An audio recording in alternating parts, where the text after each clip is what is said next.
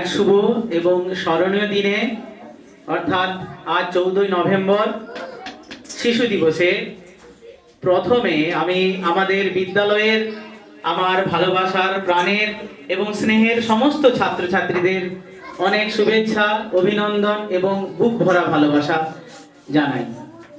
এবং বিদ্যালয়ের আমার সহকর্মী সম্মানীয় চন্দন জানা মহাশয় এবং তাপস কুমার বাটুল মহাশয়কে আমার সশ্রদ্ধ প্রণাম এবং ভালোবাসা আমি জানাই। এবং আজকের এই বিশেষ দিনের সম্পর্কে দু এক কথা আমি বলতে চলেছি। শিশু দিবস অর্থাৎ জওহরলাল নেহেরুর, ভারতবর্ষের প্রথম প্রধানমন্ত্রী জওহরলাল নেহেরুর জন্মদিবসকে উদযাপিত করা হয়। 1889 খ্রিস্টাব্দের 14ই নভেম্বর এলাহাবাদে ভারতবর্ষের প্রথম প্রধানমন্ত্রী পণ্ডিত জওহরলাল নেহেরু জন্মগ্রহণ করেছিলেন। পিতার নাম মতিলাল নেহেরু, মায়ের নাম স্বরূপ রানী নেহেরু। পড়াশোনা ওনার বিদেশেই হয়েছে। তারপর ভারতবর্ষে ফিরে এসে তিনি সক্রিয়ভাবে রাজনীতিতে যোগদান করেন এবং ভারতবর্ষকে এক নতুন দিশা দেখান। ভারতবর্ষ যখন স্বাধীন হয়েছিল উনি প্রথমে প্রধানমন্ত্রী হিসাবে নির্বাচিত হন এবং প্রায় টানা 16 বছর ধরে কিন্তু তিনি প্রধানমন্ত্রিত্ব করেছিলেন। এবার আসি ওনার জন্মদিনটিকে কেন আমরা শিশু দিবস হিসাবে পালন করে থাকি। নেহেরু অর্থাৎ পণ্ডিত জওহরলাল নেহেরু প্রথম থেকেই শিশুদেরকে অত্যন্ত ভালোবাসতেন। প্রধানমন্ত্রী হওয়ার পর থেকে তিনি শিশুদের জন্য সবসময় দরজা খোলা রাখতেন। তিনি শিশুদের সাথে সময় কাটাতেন, তিনি গোলাপ ফুল পছন্দ করতেন এবং তিনি সমস্ত শিশুদেরকে গোলাপ ফুল দিতেও ভালোবাসতেন এবং যারা গোলাপ ফুল নিয়ে আসতো তিনি অত্যন্ত আগ্রহের সাথে গ্রহণ করতেন।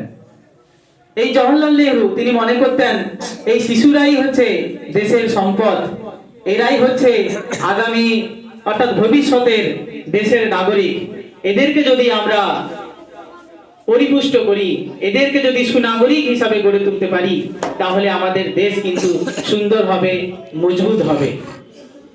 তাই তিনি শিশুদের শিক্ষা, স্বাস্থ্য এবং সামগ্রিক উন্নতির কথা তিনি সবসময় বলতেন।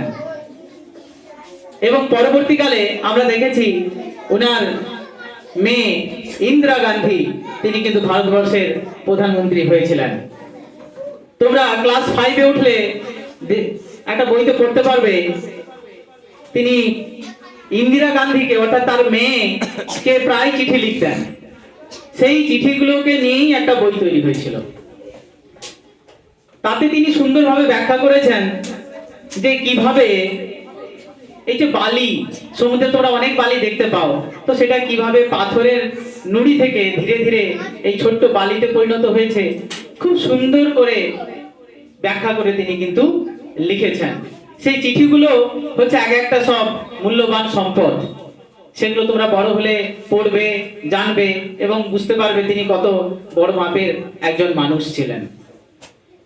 এই শিশুদের প্রতি ভালোবাসার জন্য উনার মৃত্যুর পরে 14ই নভেম্বর তার জন্মদিনটিকে শিশু দিবস হিসাবে পালন করা হয়। আমরা চাই আমাদের দেশে সমস্ত শিশুরা শিক্ষা, স্বাস্থ্য, উন্নতি সব দিক থেকে পরিপুষ্ট হোক এবং তারা ভবিষ্যতে সুনাগরিকে পরিণত হোক। তোমরাও যদি ভালোভাবে পড়াশোনা করো, তোমরাও যদি এই সমস্ত মহান মানুষের পথ অনুসরণ করো তাহলে তোমরাও একদিন বড় হবে। কে না বলতে পারে যে তোমাদের মধ্যেই হয়তো কেউ একজন কোন প্রধানমন্ত্রী হয়তো লুকিয়ে আছে, ভবিষ্যতের প্রধানমন্ত্রী হয়তো তোমাদের মধ্যে কেউ হতে পারে।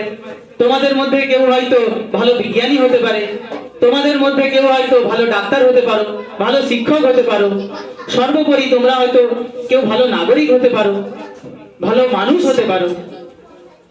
আমরা কিন্তু সেই সম্ভাবনাগুলো কিন্তু তোমাদের মধ্যেই দেখতে পাই। তাই তোমরা জীবনে বড় হও, ভালো থেকো, এইটুকু কামনা রইল।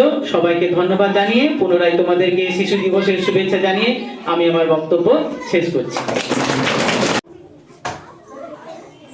প্রথম আমাদের ভারতবর্ষের স্বাধীন হওয়ার পর প্রথম প্রধানমন্ত্রী হিসাবে নির্বাচিত হন।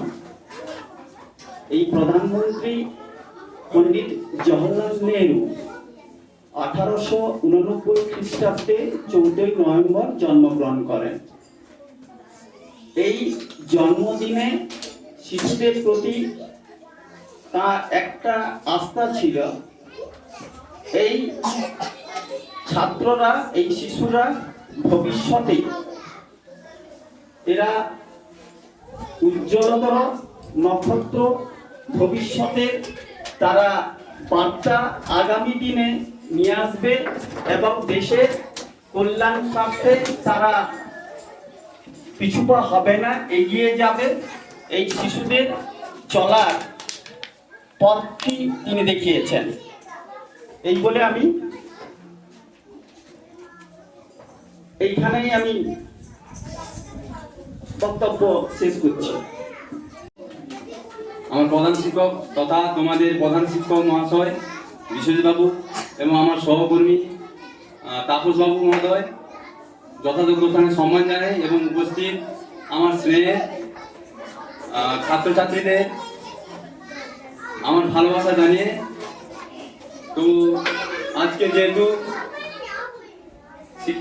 শিশু দিবস, পণ্ডিত জওহরলাল নেহরুর জন্মদিনে উনার জন্মদিনটা পালন না করে আমরা শিশু দিবসে পালন করে থাকি। তার আগে একটু কথা বলে দিই, তোমরা আমাদের যেমন শিক্ষক দিবসে পালন করেছো, ডক্টর সর্বপল্লী রাধাকৃষ্ণনের, উনিও উপরাষ্ট্রপতি ছিলেন, তোমরা পালন করেছো 5ই সেপ্টেম্বর। এবার আজকে হচ্ছে পণ্ডিত জওহরলাল নেহরু জন্মদিনটা শিশু দিবস হিসেবে পালন করা হয়েছে। কারণ হচ্ছে আমরা সাধারণত পালন করে থাকি রবীন্দ্র জয়ন্তী, বিবেকানন্দের জন্ম জয়ন্তী, বিভিন্ন মনীষী জন্ম জয়ন্তী আমরা পালন করে থাকি, কিন্তু এই ক্ষেত্রে একদিকে পালিত হচ্ছে সারা ভারতে ডক্টর পণ্ডিত জওহরলাল নেহরুর জন্মদিনটা। এবার বলে থাকি 1889 সালে, যেটা তাপস বাবু বলে গেলেন, 14 নভেম্বর আজকের দিনে উনার এই জন্মদিনটা শিশু দিবস পালন করা হয়ে থাকে তথা সারা ভারতে। এবার কেন পালন করা হয়ে থাকে? যখন মারা গেছেন, আচ্ছা বলুন, উনার মৃত্যুর পর ওই 14 নভেম্বর জন্ম তারিখটা উনি খুবই শিশুদের খুব ভালোবাসতেন। যখন উনি একদিকে ছিলেন রাজনৈতিক ব্যক্তিত্ব, আমরা যতটুকু সম্ভব জেনেছি, তথা স্বাধীন ভারতের প্রথম প্রধানমন্ত্রী। এবার উনি রাজনীতির পাশাপাশি যে কোনো রাজনীতি র্যালি বা সময় যেখানে হয় সেখানে প্রায় আমরা ছবিতে, পুরোনো ছবি আমি দেখেছি, ছাত্রছাত্রীদের তথা শিশুদের খুবই ভালোবাসতেন। তাই ওই জন্মদিনটা সারা ভারতে ওই শিশুদেরকে খুব ভালোবাসার জন্য ওই দিনটা পালন করা হয়ে থাকে শিশু দিবস হিসাবে। তো আর বেশি কিছু কথা আমি বাড়াবো না, এই বলে আমার ক্ষুদ্র বক্তব্য শেষ করছি।